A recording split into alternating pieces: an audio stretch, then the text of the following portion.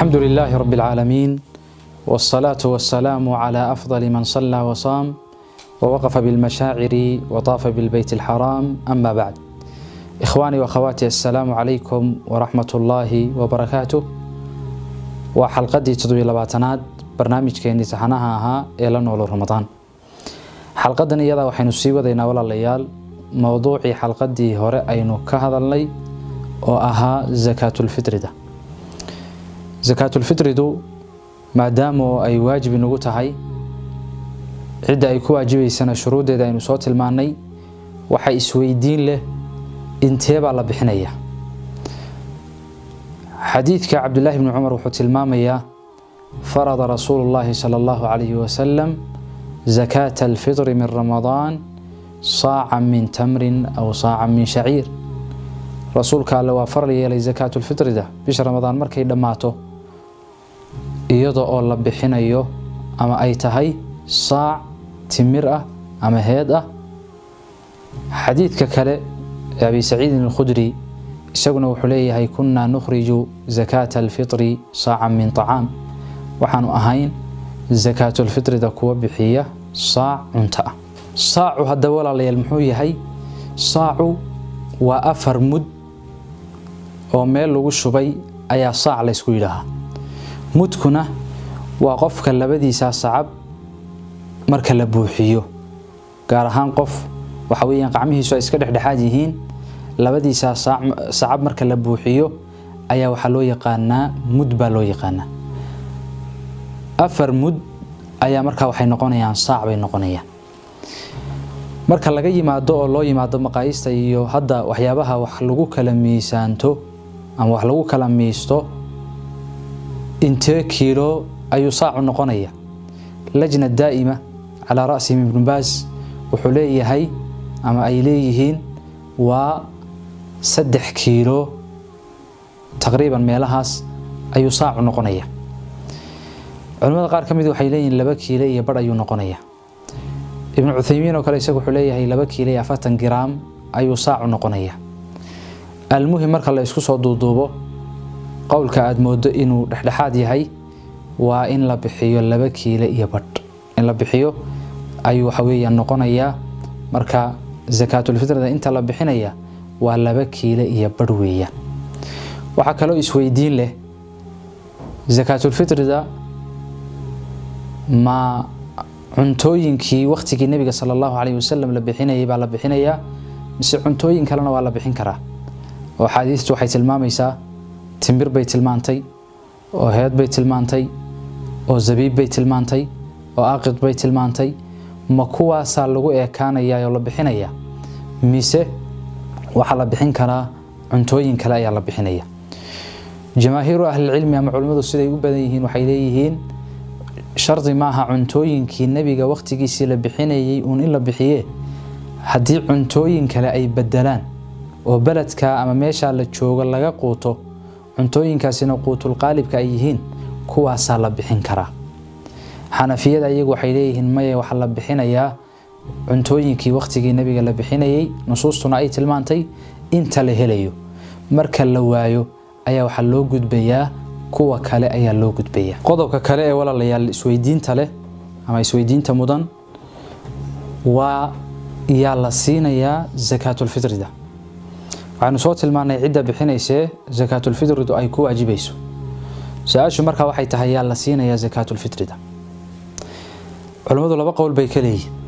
culimada qaar kamidii waxay leeyihiin zakaatul fitrida halka lagu bixinayo waa halkii lagu bixinayay zakaatul amwaal oo 8 waxa weeyaan masraf ah oo waxa weeyaan aayadu ay tilmaantay إنما الصدقات للفقراء والمساكين والعاملين عليها والمؤلفة قلوبهم إلى آخر الآية.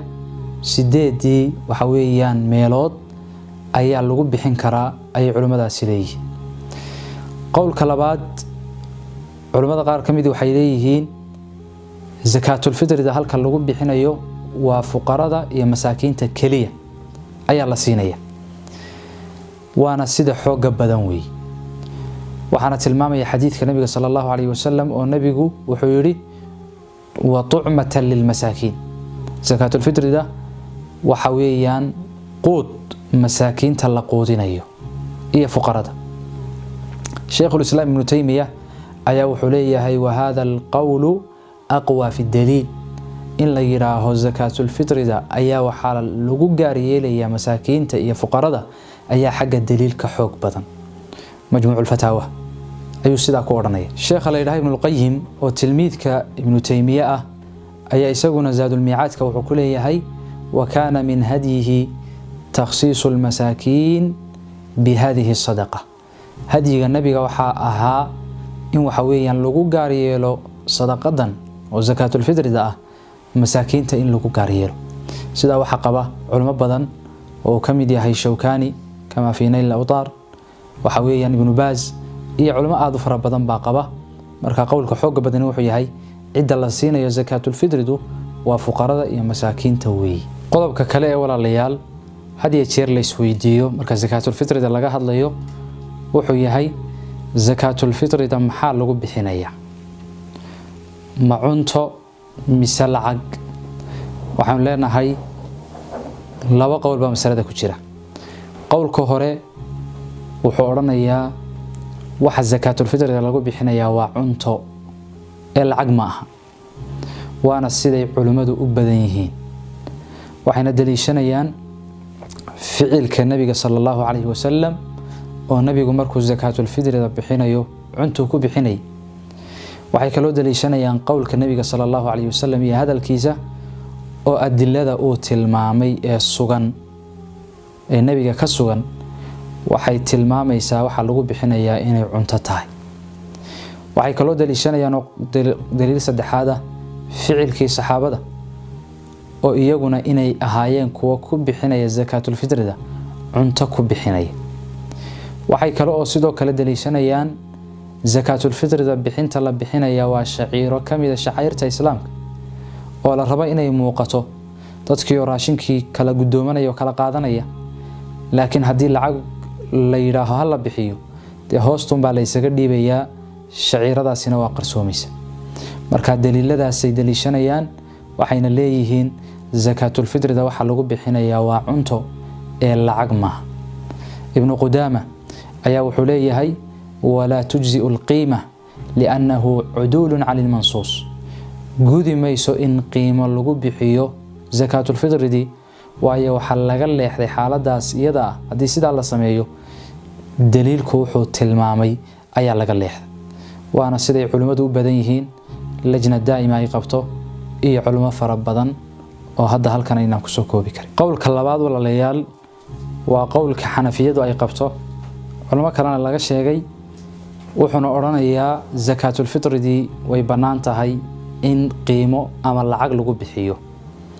waxayna daliishanayaan xadiis oranaya اغنوهم عن الطواف في هذا اليوم. masaakiinta waxa weeyaan ka kaafiya inay dadka ku wareegaan oo wax weydiistaan maalinka ciidka. marka waxay leeyihiin waxa laga kaafin karo bal ugu mudanba waa lacag in la siiyo. laakiin si xadiidku ma sugno oo xadiidku waa daciif. sida darteed qowlkoodu ma xoog badna ee waxa xoog badan in waxa weeyaan zakatul fitrida waxa lagu bixinayaa cunto ay tahay waayo waa cibaado. cibaadaduna tawqiif inay noqoto oo nabiga looga dambeeyo ayaa waxa weeyaan mudan. waxa se jira oo muhiim ah inaynu tilmaano Sheikh al-Islam Ibn Taymiyyah uu tilmaamay hadii waxa weeyaan la ogaado zakatul fitrida in lagu bixiyo xoolo lagu bixiyo inay maslaxadu ku jirto ama dantu ay ku jirto in xaaladda iyada lagu bixin karo lacag lagu bixin karo. oo sidee bay u dhici kartaa? waxay u dhici kartaa qofkii la siinay zakatul fitrida ayaaba ah qof daa oo gaboobay oo raashinkan bariiska iyo waxyaabahan dadku ay bixinayaan cuni kari maayo ama quudan maayo. ciidu karisa ma haysto waxa uu quudanayaa ama raashinkiisuba waa caano. sida darteed waxay leeyihiin culimadaasi oo waxa weeyaan Ibn Taymiyyah ugu horeeyo waa lagu bixin karaa xaaladda iyada ah lacag waa lagu bixin karaa. laakiin wixii ka soo haray xaaladahaas gaarka ah waxa lagu bixinayaa zakatul fitridu waa cunto weey. intaana waxaynu ugu eego walaalayaal xalqadii 27aad barnaamijkeena imtixaanaha ahaa ee la noolo Ramadaan. Wassalaamu calaykum waraxmatullaahi wabarakaatuh.